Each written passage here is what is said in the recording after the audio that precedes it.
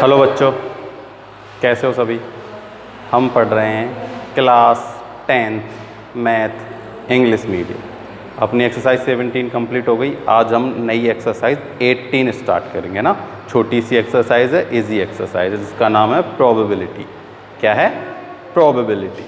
तो देखो, प्रोबेबिलिटी क्या होती है, अपन डे टू डे लाइफ में बिल्कुल नॉर्मली इसको यूज़ करते हैं ना। बस केवल इसको थोड़ा सा नए तरीके से देखने का ज़रूरत है। होता वही है। जैसे देखो क्या होता है कि हम कोई भी कॉइन जो है टॉस करते हैं, ठीक है, तो उसमें या तो आएगा हेड या आएगा टेल। इसके अलावा थोड़ी कुछ आता है हेड या टेल। जैसे आप लोग खेलना स्टार्ट करते हो तो उससे पहले टॉस करते हो, तो एक खिलाड़ी मांगता है हेड, ठीक है, और दूसरे का ऑटोमेटिक क्या हो जाता है? टेल। तो जिसने हेड मांगा या जिसका टेल है, तो उन दोनों के जीतने के यानी विन होने की कितनी पॉसिबिलिटी है, वही क्या है? प्रोबेबिलिटी। प्रोबेबिलिटी होती क्या है?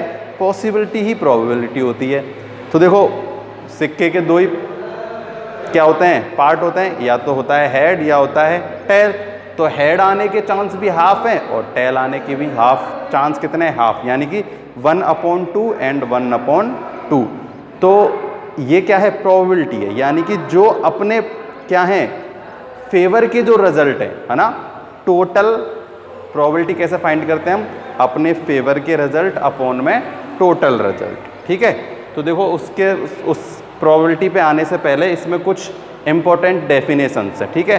तो वो हम डेफिनेशंस के बारे में थोड़ा सा पढ़ लेते हैं। तो आप सबके पास बुक होनी चाहिए, अगर नहीं है तो अब मार्केट में अवेलेबल है, आप लोग उनको खरीद सकते हो, ठीक है।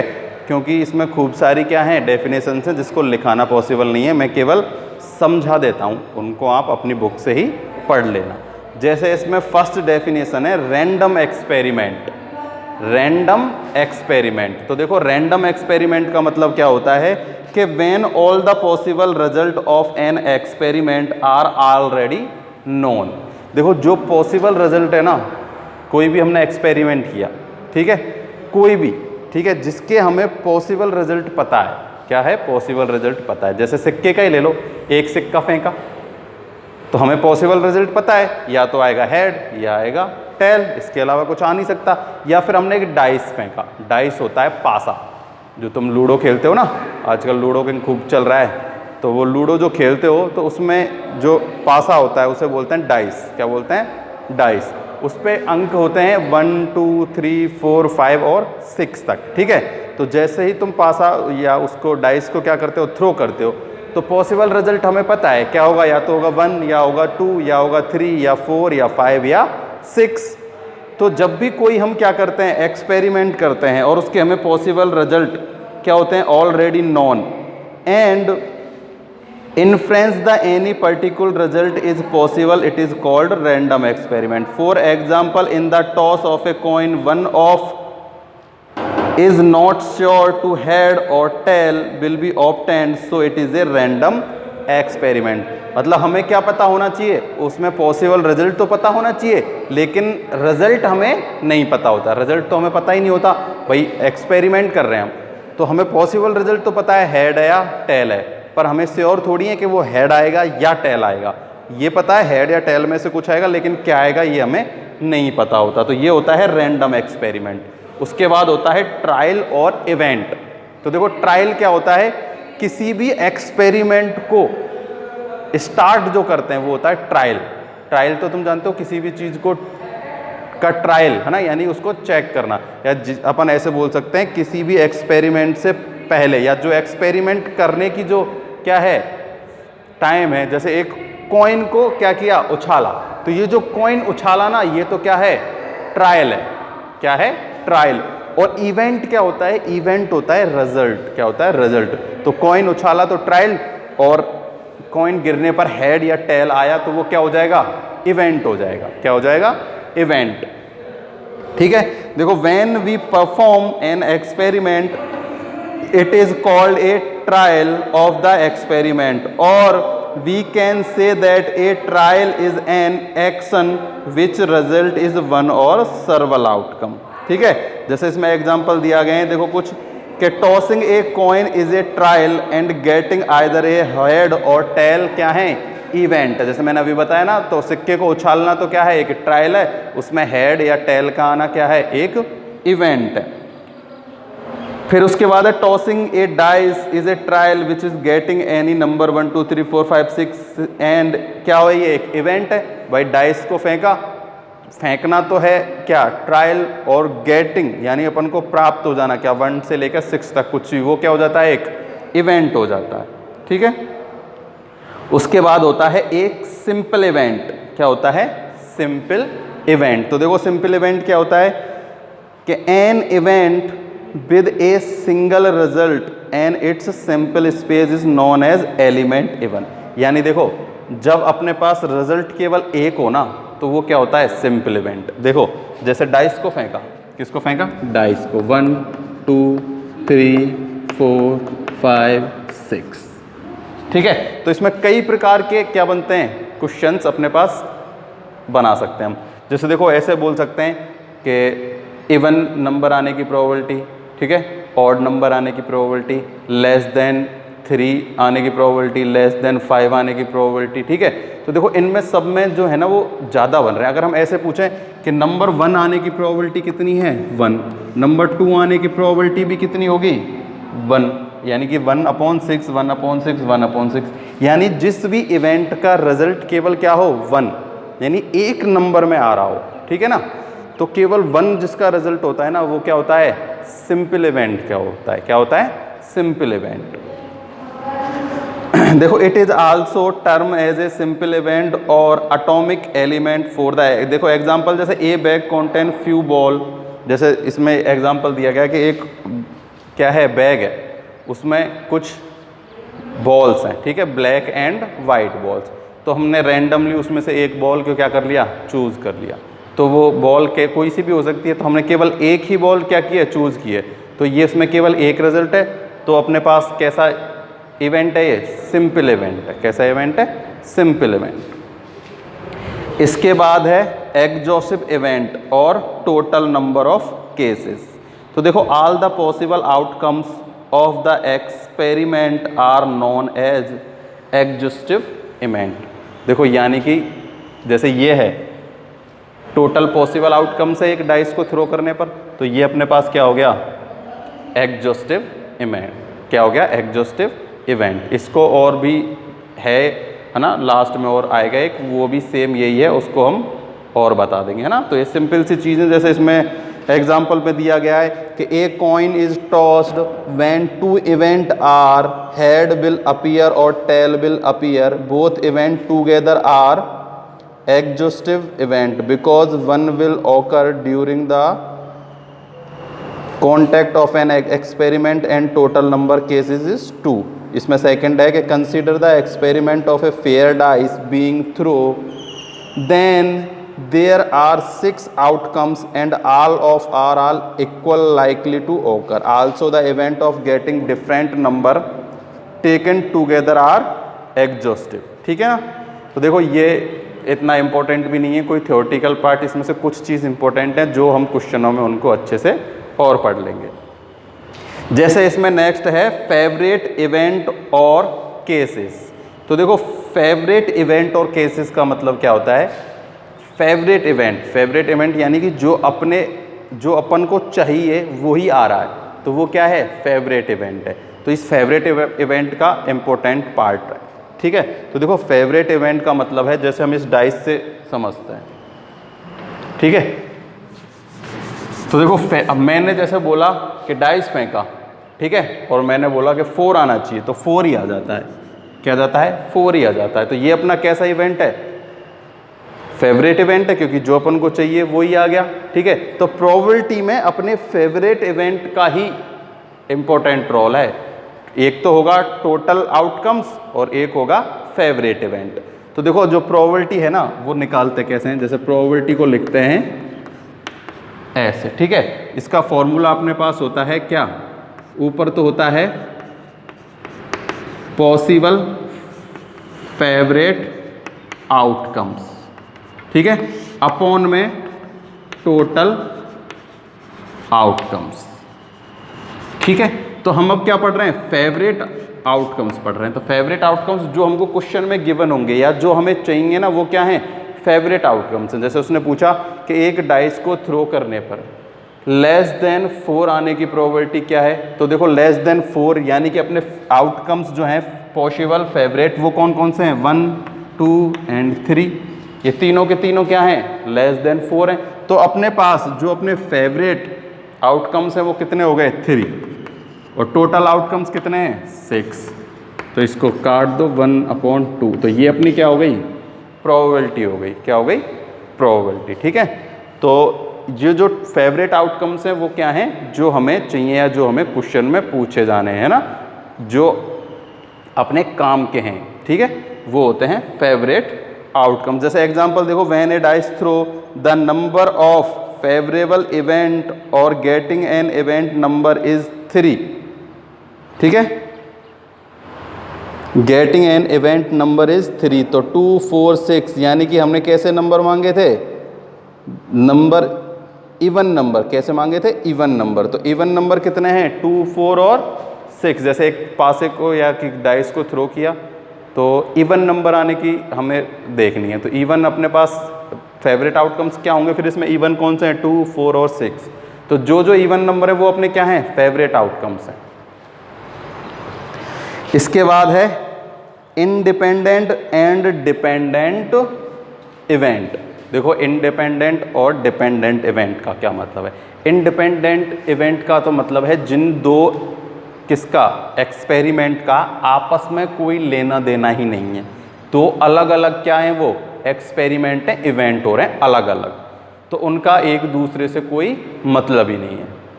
ठीक है, जैसे कि एग्जाम्पल के लिए लेते हैं कि देखो सबसे पहले हम डिपेंडेंट की बात करते हैं। तो देखो डिपेंडेंट जो होता है वो क्या होता है, जो एक दूसरे पर डिपेंड हो। जैसे देखो हम करते हैं, जैसे अपने पास क्या हैं, 2 थैले हैं। क्या हैं, 2 थैले। 2 थैलों में भी 3 कलर्स के क्या हैं, बॉल हैं। ठीक है, तो हमें उन 2 थैलों में से किसी एक ही थैले में से क्या करनी है, बॉल को कलेक्ट करना है। तो देखो सबसे पहले तो हमें उन दोनों में से एक थैला कलेक्ट करना है, फिर उस एक थैले में से एक बॉल कलेक्ट करनी है। तो ये क्या हो गया, ये हो गया डिपेंडेंट। क्या हो गया, डिपेंडेंट। ठीक है, और अगर हम बात करें इंडिपेंडेंट की, तो देखो जैसे हमने क्या किया, एक कॉइन टॉस किया, या फिर मान लो 2 कॉइन। ठीक है, 2 कॉइन है अपने पास, दोनों कॉइनों को टॉस किया, तो एक पे कुछ आया, एक पे कुछ आया, तो उनका आपस में कोई लेना देना नहीं है, क्योंकि उसके हेड या टेल आने पर दूसरे के हेड या टेल आने पर कोई फर्क नहीं पड़ता। ठीक है, या फिर हम जैसे 2 डाइस फेंक रहे हैं, ठीक है, तो एक डाइस पे कुछ आ जाए, एक डाइस पे कुछ आ जाए, तो उनका आपस में कोई कनेक्ट है ही नहीं है। क्या, नहीं है। तो इसलिए वो सब क्या है, इंडिपेंडेंट है। ठीक है, अब जैसे देखो और एक डिपेंडेंट का मैं आपको डिपेंडेंट का उदाहरण देता हूँ। ठीक है, तो डिपेंडेंट जैसे हमने अपने पास होती है क्या, वो ताश की गड्डी। ठीक है, उसमें से जैसे हमने एक नंबर ले लिया, एक ही लिया है, वो इंडिपेंडेंट है, लेकिन उसी ताश की गड्डी में बिना उसको रखे एक और दूसरा ले लिया, तो ये क्या हो गई, डिपेंडेंट घटना हो गई, क्योंकि एक ताश अपने पास पहले आ गया, एक कार्ड। ठीक है, फिर दूसरा कार्ड भी आएंगे ना, तो वो उस कार्ड के ऊपर निर्भर करेगा दूसरे कार्ड का भी होना। ठीक है, तो देखो इसमें जो और एग्जाम्पल है मैं वो पढ़ देता हूँ। जैसे डिपेंडेंट है, 2 और more event are called dependent event if the happening of any does happened on the happening of the other. For example, एक card throw from the ordinary pack of card should be a hard card, after that without replacing it is again draw card should be a spade card, both are dependent event. ठीक है, वही card वाला example इस book में दिया गया है कि कोई हमने एक कार्ड लिया, उसका कुछ भी होना, फिर उसको बिना उसमें रखे हुए अगर हम दूसरा कार्ड उससे लेते हैं, तो वो उस ये जो दूसरा इवेंट है ना, वो पहले वाले जो अपना एक्सपेरिमेंट किया था उस पर डिपेंडेंट है। ठीक है, और अगर 2 चीज़ अलग अलग हो रही हैं जिनका आपस में कोई कनेक्ट है ही नहीं, तो वो कैसे इवेंट होते हैं, वो होते हैं इंडिपेंडेंट इवेंट। ठीक है, तो ये ऐसे ही कुछ एग्जाम्पल हैं, इनको हम क्या है डेफिनेशन से इसको ऐसे पढ़ लेते हैं, फिर अपन एग्जाम्पल करेंगे। बिल्कुल ईजी है, आराम से क्या हो जाएगी, आपको समझ आ जाएगी, कोई प्रॉब्लम वाली बात नहीं। ठीक है, इसके बाद फिर देखो कुछ और गिवन है हमें, जैसे इसमें है म्यूचुअली एक्सक्लूसिव और डिसजॉइंट इवेंट, ठीक है। इन्हें म्यूचुअली एक्सक्लूसिव भी बोलते हैं या फिर हमें इन्हें डिसजॉइंट इवेंट भी बोलते हैं। तो देखो इनका मतलब है टू और more event are mutually exclusive if they can not occur at the same time. Another word that means mutually exclusive is disjoint. If two events are disjoint, they are probability to them both occurring at the same time is 0. जैसे देखो example दिया गया है, tossing a coin head and tails are mutually exclusive हैं, you can't get together both at the same time. देखो mutually exclusive का मतलब भी वही है, ठीक है ना, कि दो इवेंट हैं, मतलब कोई भी एक इवेंट है उसमें रिजल्ट जो है ना, जैसे टॉस को अपन ने क्या किया, उछाला, तो या तो आएगा हेड या आएगा टेल। एक साथ हेड और टेल नहीं आ सकते, ठीक है ना, यानी कि उन दोनों में क्या है, कोई भी चीज़ सिमिलर नहीं है, तो वो क्या हो जाएंगे अपने पास म्यूचुअली एक्सक्लूसिव और डिसजॉइंट इवेंट। क्या हो जाएंगे, डिसजॉइंट इवेंट। इसमें फिर दूसरा एग्जाम्पल है कि टर्निंग लेफ्ट और turning right are mutually exclusive, you can't do both at the same time. तुम चल रहे हो, टर्निंग लेफ्ट और टर्निंग राइट, दो आपके पास ऑप्शन है, तो आप एक ही चूज कर सकते हो। ऐसे थोड़ी कर सकते हो, आपने लेफ्ट भी टर्न ले लिया और आपने राइट भी टर्न ले लिया, ठीक है। तो ये आपके पास क्या है, म्यूचुअली एक्सक्लूसिव और डिसजॉइंट इवेंट है। इसमें आप कोई भी एक साथ दोनों को क्या नहीं कर सकते, नहीं चूज कर सकते, ठीक है। तो इसके बाद है इक्वली लाइकली इवेंट। तो देखो इक्वली लाइकली इवेंट में क्या होता है, ठीक है। तो देखो अब हम पढ़ रहे हैं क्या, इक्वली लाइकली इवेंट। तो देखो equally likely event are event that have the same theoretical probability और लाइकलीहुड ऑफ ऑकरिंग, यानी दो कैसे हों एक साथ। जैसे देखो each number on a dice is equally likely to occur when the dice is toss. Tossing a coin each outcome head और tail is likely to occur at the other. This is in outcome head और tail are equally likely, ठीक है ना, यानी कि जिनके सबके क्या हों, देखो बराबर बराबर आने के चांस होते हो, ये है क्या है, इक्वली लाइकली इवेंट। तो इक्वली लाइकली इवेंट का मतलब है जिनके चांस क्या हो, बराबर बराबर आने के चांस हो। जैसे देखो एक कॉइन को क्या किया, उछाला, तो उसमें क्या होगा, या तो आएगा हेड या आएगा टेल, दोनों के कितने चांस हैं, बराबर, यानी कि 2 आउटकम्स में से 1 ही इसके चांस है और 2 आउटकम्स में से 1 ही इसके चांस है। ऐसे ही सेम एक डाइस में सबके आने के बराबर चांस है कि देखो 6 में से 1 के आने के चांस भी 1 है, 2 के आने के भी, 3 के आने के भी, 4 के आने के भी, 5 के भी आने के और 6 के आने के, यानी सबके बराबर बराबर जब चांस होते हैं ना, तो उसे हम क्या बोलते हैं, उसे बोलते हैं इक्वली लाइकली इवेंट। तो ये मोस्टली हमें ज़्यादा यूज़ में आने वाले नहीं है, बस इसमें दिए गए हैं इसलिए हम इनको पढ़ रहे हैं, ठीक है। तो मोस्टली लाइकली इवेंट का मतलब है दोनों इवेंट कैसे हों, उनकी जो है चांस जो हैं आने के, प्रोबेबिलिटी है जो क्या होनी चाहिए, इक्वल होनी चाहिए। किसी भी पासे में कोई भी एक नंबर आने की प्रोबेबिलिटी सेम है, 1 आने की प्रोबेबिलिटी भी 1/6, 2 आने की भी 1/6, 3 आने की भी 1/6, 4 आने की भी 1/6, 5 आने की 1/6 और 6 आने की भी 1/6। ऐसे ही कॉइन में 1/2 और 1/2 होती है हेड और 2 की आने की प्रोबेबिलिटी।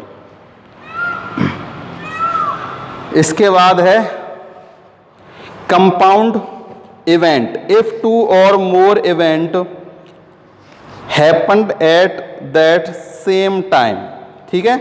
तो देखो इसमें है कि दो कोई भी क्या 2 और मोर इवेंट क्या हो रहे हो, एक साथ हो रहे हो, तो इन्हें हम क्या बोलते हैं, कंपाउंड इवेंट। क्या बोलते हैं, कंपाउंड इवेंट। जैसे हमें इसमें एग्जाम्पल दिया गिवन है कि some blue balls and some red balls are keeped in 2 bag by selecting 1 bag and then drawing a ball. देखो इन्हें हम दूसरी भाषा में समझे ना, तो देखो जो इंडिपेंडेंट थी ना, वो तो अपने पास क्या थी, म्यूचुअली एक्सक्लूसिव, और जो अपने पास क्या है डिपेंडेंट है वो क्या होती है, वो अपने पास होते हैं कंपाउंड इवेंट। कंपाउंड का मतलब होता है मिले हुए, मिक्स्ड घटनाएं, है ना। कंपाउंड इवेंट मिश्र घटनाएं। तो कंपाउंड इवेंट और इंडिपेंडेंट इवेंट जो है वो सेम से ही है कुछ। जैसे देखो इंडिपेंडेंट एम वो था ना कि एक कार्ड खींचा फिर दूसरा, ऐसे ही इसमें क्या है जो कंपाउंडेंट इवेंट है ना, जैसे दो एक ही उसमें दो क्या हो रहे हैं इवेंट हो रहे हैं। जैसे मैंने वो उदाहरण एग्जांपल दिया था ना कि दो थैले हैं, दो बैग्स हैं, उन दो बैग्स में कुछ कलर्स की बॉल हैं। तो सबसे पहले हमें एक कलर उसमें से एक बैग चूज़ करना है, फिर उस बैग में से हमें एक बॉल चूज़ करनी है। तो ये दोनों इवेंट क्या हो गए, मिक्स हो गए, है ना। तो जब दो इवेंट मिक्स होते हैं, एक दूसरे पर डिपेंड होते हैं, तो वो क्या हो जाती हैं, वो हो जाते हैं कंपाउंड इवेंट, मिश्र घटनाएं हो जाती हैं वो, ठीक है। इसमें देखो सेकंड एग्जांपल है कि in a single throw of a dice the event getting an odd number is a compound event as an it's obtained outcome 3 elements, जैसे 1, 3 एंड 5, ठीक है, क्योंकि 3 इवेंट आने के चांस होते हैं। अब अपने पास है sample point and sample space. तो केवल एक ये ऐसी चीज़ है जो अपन को अच्छे से काम में आनी है, जिसके बारे में हम अब अच्छे से बात करेंगे।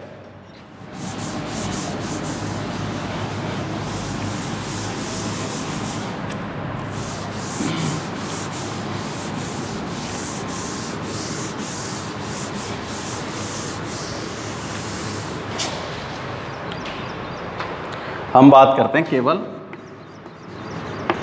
सिंपल स्पेस की। सिंपल पॉइंट इसी में आ जाएगा ना।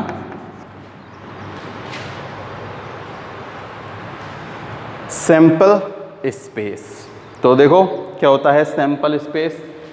सैंपल स्पेस का मतलब है कोई भी हम जब एक्सपेरिमेंट करते हैं तो उसके टोटल पॉसिबल आउटकम्स, ठीक है, जैसे उसको ही हम सैंपल स्पेस बोलते हैं। जैसे अपने पास क्वेश्चन आ गया कि 2 कॉइन्स क्या किए अपन ने,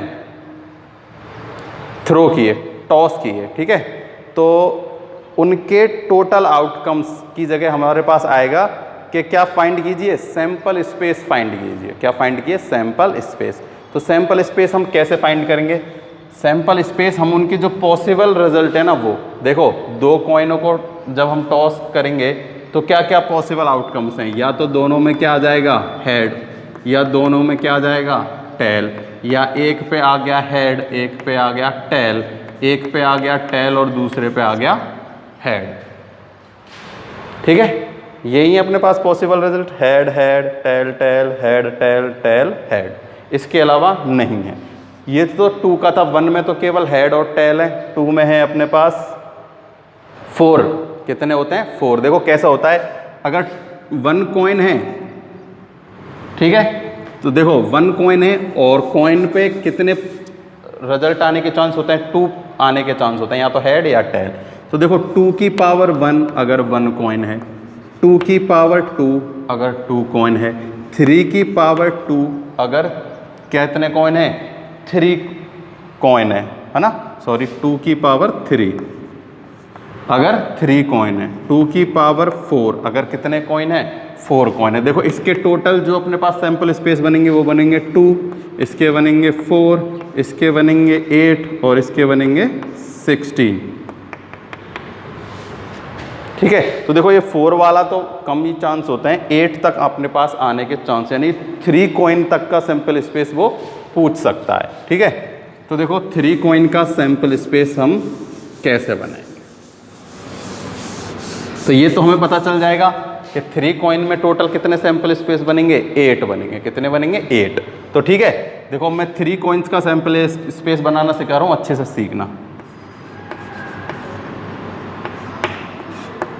देखो टोटल आउटकम्स हमें पता है कितने होंगे, या सैंपल स्पेस कितने बनेंगे, 8। 8 में डिवाइड देना है 2 का, कितना आएगा 4, कितना आया 4। 4 टाइम लिखो हेड और 4 टाइम ही क्या लिख दो, टेल। 4 टाइम लिखो हेड, 4 टाइम लिख दो टेल। ये एक ट्रिक है, ठीक है ना, ये एक ट्रिक है टोटल आउटकम्स फाइंड करने की, यानी सिंपल स्पेस फाइंड करने की कॉइन्स की, ठीक है। अब हमें क्या करना है, ये जो 4 8 में 2 का डिवाइड दिया 4 आ गया, तो 4 हेड और 4 टेल लिख दिए।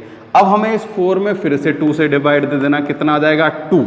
अब देखो 2 टाइम तो हेड कंटिन्यू लिखते जाना है हमें लास्ट तक। देखो 2 टाइम हेड लिख दिया, अब हमें 2 टाइम क्या लिखने हैं, टेल, फिर से 2 टाइम हेड लिख गया, 2 टाइम टेल, फिर से 2 टाइम हेड और 2 टाइम क्या लिखना है हमें, टेल। पहले 4 टाइम हेड 4 टाइम टेल, फिर 2 हेड 2 टेल, 2 हेड और 2 टेल। अब हमें इस 2 में फिर से 2 से डिवाइड दे देना, क्या आ जाएगा 1। अब 1 1 1 1 यानी कि head tail head tell head tail head और टेल। तो ये अपने पास बन गया 3 कॉइन का सैंपल स्पेस। देखो या तो पॉसिबल घटनाएं क्या होंगी, तीनों हेड या अपने पास होंगे तीनों के तीनों टेल, या 2 हेड 1 टेल, या फिर 2 टेल 1 हेड। देखना सब ऐसे ही चलेंगे, head tail head tell head tell, ठीक है, हेड टेल टेल और टेल हेड हेड, है ना। तो इनसे अलावा कोई भी एक ऐसी पॉसिबल घटना आप मेरे को नहीं बता सकते। कोशिश करना, सोच के देखना कि 3 कॉइनों को उछालने पर इनके अलावा कोई भी और एक पॉसिबल क्या हो सकती है, घटना या इवेंट हो सकती है, हो सकता है क्या, ठीक है। तो ये है अपने पास किसका, 3 कॉइन्स का सैंपल स्पेस। अब हम बात करते हैं किसकी, डाइस के सैंपल स्पेस की। किसकी बात करते हैं, डाइस के सैंपल स्पेस की। तो मैं ये मिटा देता हूँ, ठीक है, ये लिख लेना, लिखना चाहो तो, वैसे समझना चाहो तो समझ भी सकते हो। देखो अगर 4 होते कॉइन्स, कितने होते, 4 कॉइन्स, तो मैं बता देता हूँ। देखो 4 कॉइन्स होते तो अपने पास टोटल आउटकम्स कितने होते, 16। 16 में 2 से डिवाइड देते 8, फिर 8 में भी किससे देते, 2 से डिवाइड 4। तो देख हमें क्या करते, 16 में 2 डिवाइड देते ना, तो 8 टाइम हेड और 8 टाइम टेल, फिर 4 टाइम हेड 4 टाइम टेल, फिर 2 टाइम हेड 2 टाइम टेल, फिर हेड हेड मतलब 1 time head 1 time tell head tell head tell head tell head tell, last तक कर देते। तो ये अपने पास बन जाता 4 कॉइन्स का सैंपल स्पेस। अब हम बात कर रहे हैं डाइस की।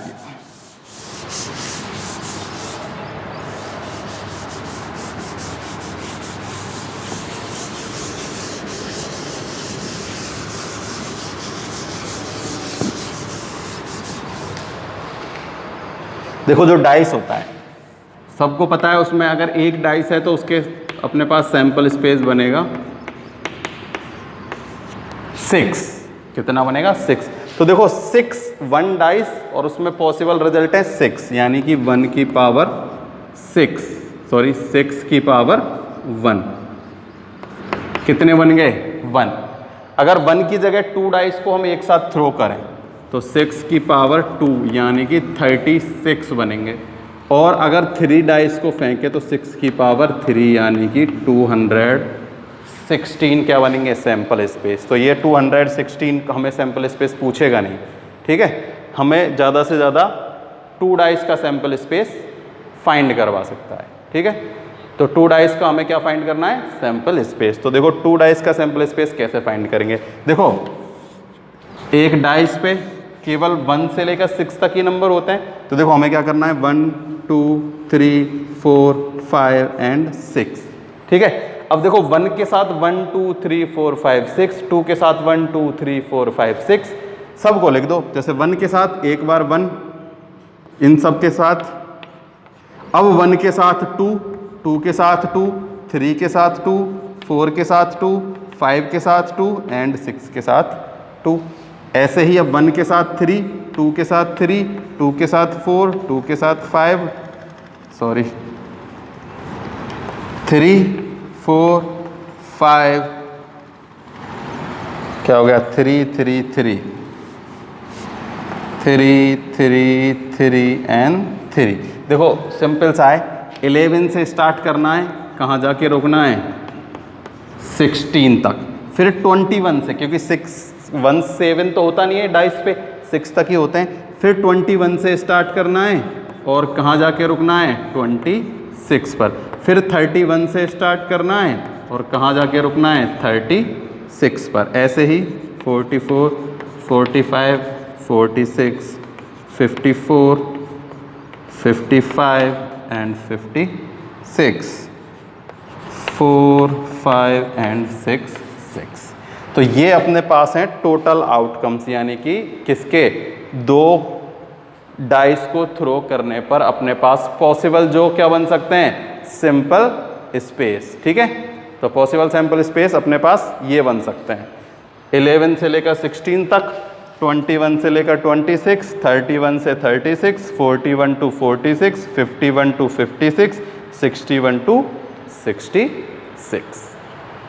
अगर 3 डाइस होते ना तो पता है कैसे आता, 1 1 1, 1 1 2, 1 1 3, 1 1 4, 1 1 5, 1 1 6। इसके बाद फिर इसके ही अपने पास हर एक लाइन से 6 लाइन बन जाती, हर एक लाइन से कितनी लाइन और बन जाती, 6 लाइन बन जाती। क्योंकि देखो अब तो आया 1 1 1, अब 1 1 2, 1 1 3, अब यहाँ क्या आता, अब अपने पास यहाँ आता 1 2 1, फिर अपने पास आता 1 3 1, फिर आता 1 4 1, है ना। तो 216 सैंपल स्पेस बन जाते हैं अगर 3 डाइस को एक साथ हम थ्रो करते हैं। तो ये है 2 डाइस के टोटल सैंपल स्पेस 36। सबसे बड़ा होगा 6, सबसे छोटा होगा 1 और 1। तो आई होप सबको समझ में आया होगा, नहीं समझ में आया तो मेरे कमेंट बॉक्स में बताना, और जब हम एग्जाम्पल करेंगे आप लोगों को अच्छे से क्लियरली समझ में आ जाएगा। आज के लिए केवल इतना ही, थैंक यू।